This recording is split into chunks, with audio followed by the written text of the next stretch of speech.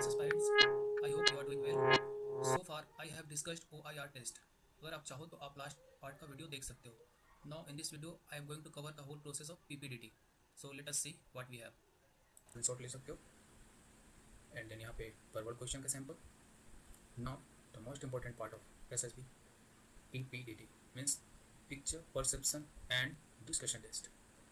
यहाँ पे फॉर्मेट है कुछ इस तरह से. एक hazy picture, hazy picture means धुंधला सा पिक्चर. इट्स लाइक जैसा अभी इस पिक्चर में दिख रहा है आपको, ये आप देख पा रहे होंगे. कंप्यूटर पे एक छोटा बच्चा और साथ में इसके फादर एज के कुछ पर्सन खड़े हैं. सो इस तरह के पिक्चर्स आपको 15 सेकंड के लिए दिखाए जाएंगे एंड देन आपको यहाँ पे 4 मिनट में स्टोरी लिखनी है, जिसमें से स्टोरी का फॉर्मेट कुछ इस तरह का होगा. पहले नंबर ऑफ कैरेक्टर को आपको इंसर्कल करने होंगे, वहाँ पे एक स्पेस दिया होगा. It's like suppose this is slide, then here is this blank space. यहाँ पे आपको इंसर्कल करके नंबर ऑफ कैरेक्टर्स बताना होगा.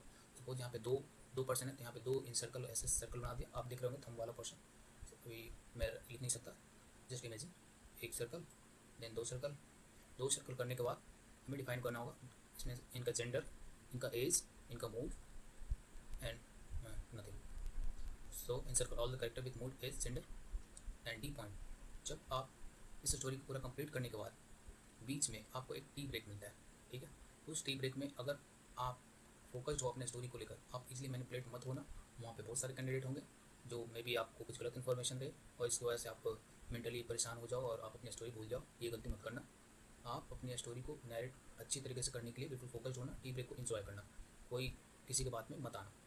नो ई पार्टीज, जैसे ही आप नैरेट करोगे आपका जीडी स्टार्ट हो जाएगा.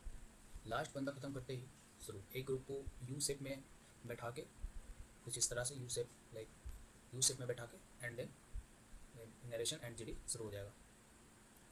Common mistakes. अब यहाँ पे क्या कॉमन मिस्टेक्स कैंडिडेट्स करते हैं? पहला, पुअर ऑब्जर्वेशन. फॉर एग्जांपल इस पिक्चर में किसी ने सिर्फ कैरेक्टर्स को देखा, इन्होंने ये नहीं देखा कि इनका मूड क्या है या इनका सराउंडिंग क्या है. इन्होंने इस इलेक्ट्रॉनिक सराउंडिंग को नहीं देखा, इन्होंने बस ये देखा और मूड देखा कि क्या चल रहा होगा, इस पर एक स्टोरी लिख दिया. यहाँ पे आप गलती कर सकते हो. दूसरा, इम्प्रैक्टिकल एंड फैंटेसाइज स्टोरी. यहाँ इसका मतलब है कुछ ऐसी स्टोरी लिखना जो टोटली मिथ पे बेस्ड हो या जिस पे सुपर नेचुरल पावर हो या कुछ इस तरह का स्टोरी हो. लाइक आपने कुछ स्टोरी लिख दी कि ये पिता जो है एक बहुत बड़े जादूगर थे, बच्चे के पास कंप्यूटर नहीं था, इन्होंने बस छड़ी घुमाई और कंप्यूटर आ गया. This is totally illogical, common sense man. So don't do that. Then C part, unorganise story. कई बार due to lack of literature knowledge, कई लोगों को पढ़ने की आदत नहीं होती लिटरेचर या न्यूज़पेपर, तो उनके साथ ये कॉमन गलती होती है. सो आप ये गलती मत करना.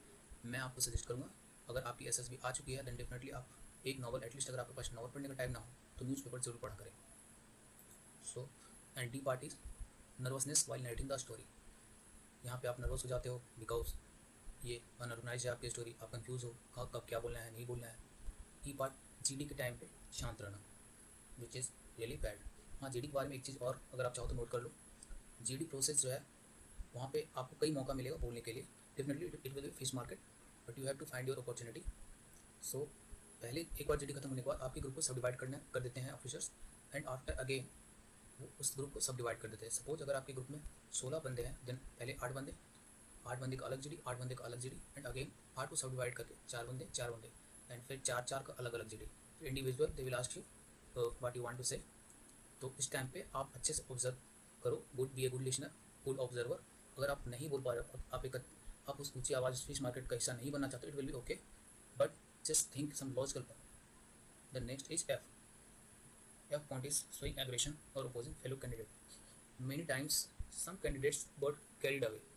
They think they are doing this in their home. So dear, you are going to be a professional. So act like a professional. अगर आप यहाँ पे आपको अपनी गुस्से पे कंट्रोल नहीं है then definitely you can't be a part of our elite armed forces. And दूसरी बात, अपोजिंग फेलो कैंडिडेट रूडली. अगर आप किसी के साथ सहमत नहीं हो, एग्री नहीं कर रहे हो देन इट्स ओके. आप शांत रहो या फिर आप पोलाइट तरीके से आप उसे इग्नोर कर सकते हो. आपको गुस्सा होने की कोई ज़रूरत नहीं है.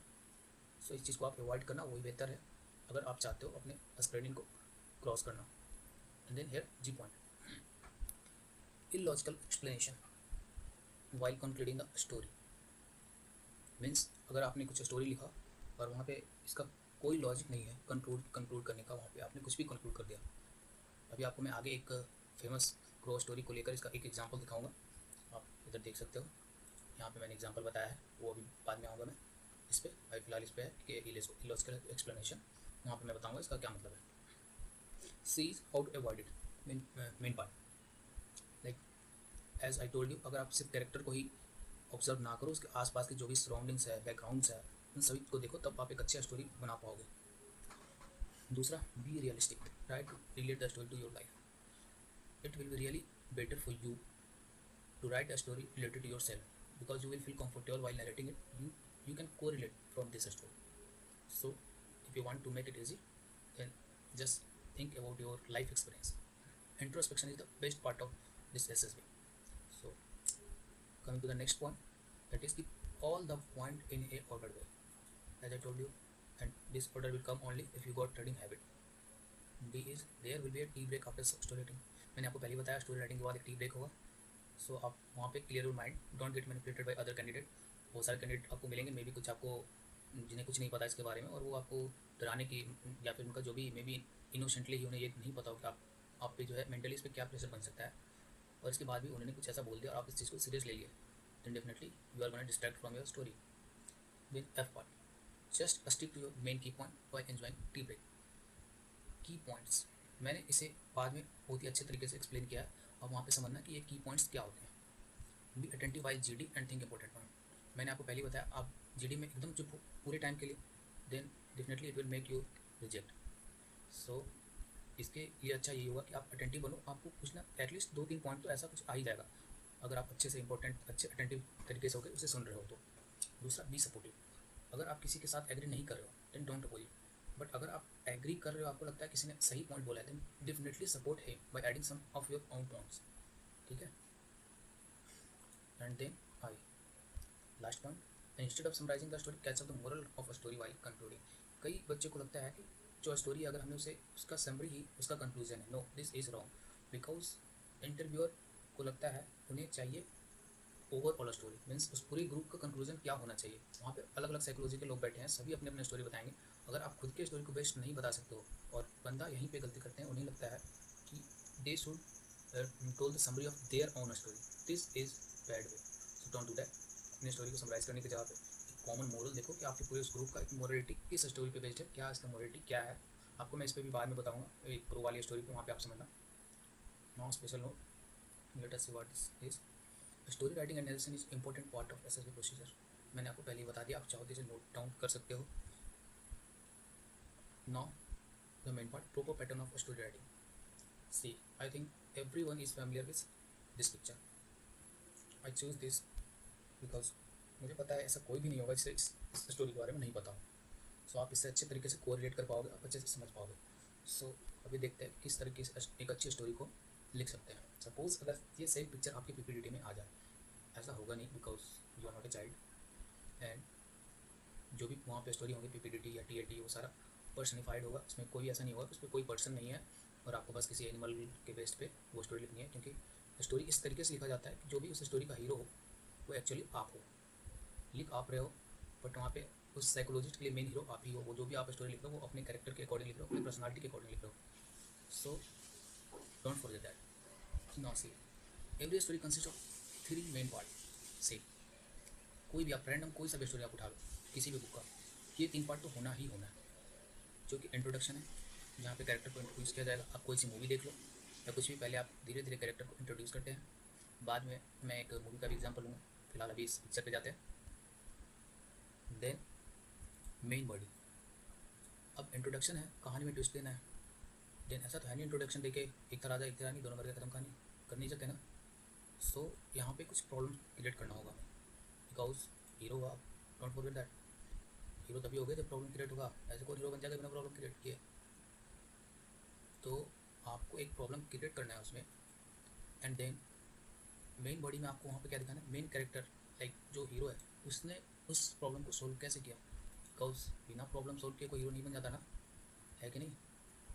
तो यहाँ पे आप लास्ट पॉइंट देखेंगे, एंडिंग, जहाँ पे आउटकम ऑफ हीरो एक्शन। आपने कोई सी मूवी देखी, कोई सा स्टोरी देखा, एंडिंग पार्ट में आपने देखा कई बार हैप्पी एंडिंग, ज़्यादातर ऐसे तो इंडियन मूवी में हैप्पी एंडिंग होती है, बट स्टिल जो आउटकम्स हैं वो डिपेंड हमारे होते हैं एंडिंग पार्ट में। सो अब हम देखेंगे हम इन तीनों को कैसे अपनी स्टोरी में यूज़ कर सकते हैं। So let's suppose this is the picture of PPT. Okay, अभी हमने देखा पार्ट 3 मेन पार्ट। अब इस पार्ट में जो पैटर्न क्या फॉलो होना चाहिए, जैसा कि मैंने बोला कि एक ऑर्डर्ड वे में स्टोरी लिखना है। यहाँ पे है ना एक ऑर्डर तरीका से लिखने, इधर मैं बताया था पीपीटी को ऑर्डर अनऑर्गेनाइज्ड स्टोरी, ये C point, see this is unorganised story. इसे ऑर्गेनाइज कैसे बनाना है ये यहाँ पे मैं मेथड बताऊँगा, यही मेथड यहाँ पे मैं बता रहा हूँ। अगर आप इस पैटर्न को फॉलो करते हो तो डेफिनेटली आप एक अच्छे स्टोरी बना पाओगे और ये बिल्कुल ऑर्गेनाइज तरीके से होगा। सो पहला पैटर्न क्या है, इसमें 4 बेसिक पॉइंट्स है। पहले पार्ट्स में introduce the character with surrounding background climate. See, अगर आप यहाँ पे सिर्फ कैरेक्टर पे ध्यान देते हो जो कि यहाँ पे एक कौवा है, तो स्टोरी आप नहीं बना पाओगे। आपको इसके साथ क्या क्या चीज़ ऑब्जर्व करना पड़ेगा। मैंने आपको बोला एक क्लियर ऑब्जर्वेशन होना चाहिए, स्ट्रॉन्ग ऑब्जर्वेशन होना चाहिए। सो कैरेक्टर तो है ही, उसके साथ सराउंडिंग, सी क्लाइमेट, सन, ये यहाँ पे हॉट वेदर क्रिएट कर रहा है, और इधर स्टोर डिजर्ट टाइप एरिया, कुछ पेड़ पौधे नहीं, छोटे छोटे घास फूस, देन स्टोर। ये पूरी तरीके से आपको एक अच्छी स्टोरी क्रिएट करने में हेल्प करेगा। यहाँ पे अभी मैंने एग्जांपल भी दिया, in that case start with there was a crow flying over desert in the hot summer day. So आपने इंट्रोडक्शन पार्ट यहाँ पे लिख दिया। इसके अराउंड पे आप चाहो तो 2-3 लाइन खुद से आप दे सकते हो। मैं एक सिर्फ एग्जांपल दे रहा हूँ कि आप कैसे अपने स्टोरी को स्टार्ट करोगे। तो यहाँ पे हमने देखो कैसे कैसे क्रो, यहाँ पे हमने अपने कैरेक्टर को डिफाइन किया, ठीक है।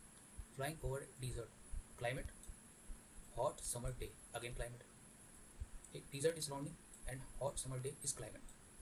तो कुल मिला के इसने हमारे इंट्रोडक्शन पार्ट को बिल्कुल अच्छा बना दिया। अगर हम सिर्फ ये लिखते there was a crow flying, कोई सेंस नहीं आता, इस बात का कोई सेंस है बिल्कुल नहीं। There was a crow flying, it's like आप नर्सरी क्लास के बच्चे भी इससे अच्छी लिख देंगे। सो वो गलती आप नहीं करना।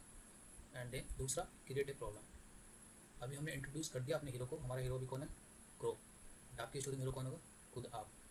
सो इस चीज़ को ध्यान रखना। और जब भी स्टोरी में आप हीरो की जो एज लिखते हो, क्योंकि हीरो आप हो तो डेफिनेटली हीरो का एज भी आपसे कंपेरेटिवली होना चाहिए। ऐसा ना हो कि आप 20 ईयर्स हो और उधर हीरो का एज चल रहा है 40 ईयर्स और 50 years. So be attentive. Then create a problem. अब in that case problem create क्या है, यहाँ पे कौवा उठ रहा है, प्रॉब्लम था नहीं कुछ, मस्त उड़ रहा है, कोई दिक्कत नहीं। बट प्रॉब्लम क्रिएट करना है कैसे, स्टोरी में प्रॉब्लम क्रिएट किया गया, क्रो वाज थर्स्टी, पहला प्रॉब्लम, क्रो प्यासा था। And then water in the picture is directly unaccessible to him. Problem सिर्फ ये नहीं था, पानी तो है बट प्रॉब्लम इज अनएक्सेसिबल है। सो अब यहाँ पे सीधा कौवा से इसे चैंपियन कौवा बनना पड़ेगा, है ना। So their problem is totally logical. अब यहाँ पे प्रॉब्लम बिल्कुल ही लॉजिकल है। अभी मैंने इस स्लाइड में, आप ऊपर की स्लाइड में जाना, मैंने लिखा था ना इलॉजिकल प्रॉब्लम, ऐसा ना हो अपनी इलॉजिकल बातें लिख दी कुछ भी। सो यहाँ पे ऐसा बिल्कुल नहीं है, प्रॉब्लम लॉजिकल है। डेफिनेटली ये डिजर्ट एरिया है, यहाँ पे पानी की कमी होगी, हॉट समर डे है, कौवा प्यासा है, दैट्स वाई। ठीक है, गर्मी, पानी की कमी, डिजर्ट, डिजर्ट दिखा तो पानी की कमी हो गई। देन डेफिनेटली प्रॉब्लम बिल्कुल ही लॉजिकल है, इसमें कोई सा इलॉजिकल बातें नहीं लिखा गया है, और ये इसमें कोई सुपर नेचुरल पावर भी नहीं है। डेफिनेटली अगर गर्मी है तो पानी एवोपरेट होकर वो खाली हो ही जाना है। Then come to the C point, approach to solve that problem. अभी हमने प्रॉब्लम देखा दो, थर्स्टी एंड डायरेक्टली अनएक्सेसिबल। अब इस चीज़ को ये कैसे ख़त्म करता है, and don't forget that you have to use practical method, not any super natural power. I defined here clear, crystal clear, so don't forget that. Like in that case the main character, hero, don't forget, now Crow is about to become a hero and you are still a candidate. So see, we come back to the point, uses presence of mind, not any supernatural power. अब यहाँ पे कौवा ने क्या किया, इसने अपने presence of mind का यूज़ किया, he observe surroundings, he was good observer. यहाँ पे इसने दिखाया ही वॉज गुड ऑब्जर्वर। मे भी कोई दूसरा होता तो वो इतना कष्ट नहीं करता, वो कहता है यार मरने दो यार, क्या जा रहा है, छोड़ो, कौन इतना ढूंढता है। So but he was a good observer, so with the help of stone and pebbles he raised the water. Now the point is again, यहाँ पे इसने कोई सा सुपर नेचुरल पावर यूज़ नहीं किया है। अब सपोज कोई candidate got carried avoid, you know, adrenal rush of being part of SSB, and उसने इस स्टोरी पे कुछ ऐसा लिखा कि कौवा ने घड़े में देखा और घड़ा से जो है पानी ऑटोमेटिकली एकदम से उसकी तरफ आ गया, टोटल इलॉजिकल। या फिर कौवा ने जो है बिल्कुल दिल से भगवान की प्रार्थना करना शुरू कर दिया, oh my god, oh god, please give me water, please give me water, and भगवान को जो है बिल्कुल दया आ गई और एकदम से उन्होंने बारिश शुरू कर दी। It's all illogical. So just show some logic and your presence of mind. So जब मैंने ये बात कहा था कि इलॉजिकल क्या होता है और इम्प्रैक्टिकल क्या होता है, यहाँ पे मैंने इस चीज़ को क्लियर कर दिया है कि ऐसा कुछ ना हो कि आपने प्रेयर किया भगवान से और भगवान ने पानी दे दिया, सोल्यूशन हो गया, आप हीरो बन गए। फिर यहाँ पे आप हीरो नहीं हुए, भगवान हीरो हुए। ठीक है, सो आप ये ना करो, भगवान को आपकी जगह पे नहीं लड़ना है बॉर्डर पे, आपने लड़ना है बॉर्डर पे। सो आप इस चीज़ का बिल्कुल ही अच्छी तरीके से ध्यान रखना. No ending conclusion part, main part. In that case it should be like candidate suppose ऐसा हो, इस पिक्चर को देखा, how very this is well known picture, तो डेफिनेटली सभी की स्टोरी सेम होनी है. तो कई सारे लोग जो है अपनी स्टोरी को शेयर करेंगे, अपनी स्टोरी को समराइज करेंगे. बट मैं क्या कर रहा है, इसका जो आउटकम है, हीरो का एक्शन क्या था, उसका आउटकम क्या आया. हीरो का एक्शन था, उसने छोटे पत्थर कंकड़ पत्थर को डाल के पानी के वाटर लेवल को राइज किया. लेकिन उसका एक्शन क्या हुआ, उस चीज़ को अपन एंडिंग पार्ट पे लिखते हैं. सो यहाँ पे एंडिंग पार्ट क्या था, उसका आउटकम क्या था, उसने अपनी लाइफ बचाई. सो इसी तरह अगर कोई रैंडम पिक्चर है, देन हम लास्ट में ये लिख सकते हैं, finally with his course of action और whatever he did, he get the fruitful result. Or in your own language, don't copy my language, use your own language. I repeat, don't copy my language, use your own language. I am just telling you the method of writing ending conclusion. Try to copy. इस series के पहले video को मैं यहीं पे and करता हूँ. Next video में मैं देखूंगा पूरा एक्सप्लेनेशन डे वाइज.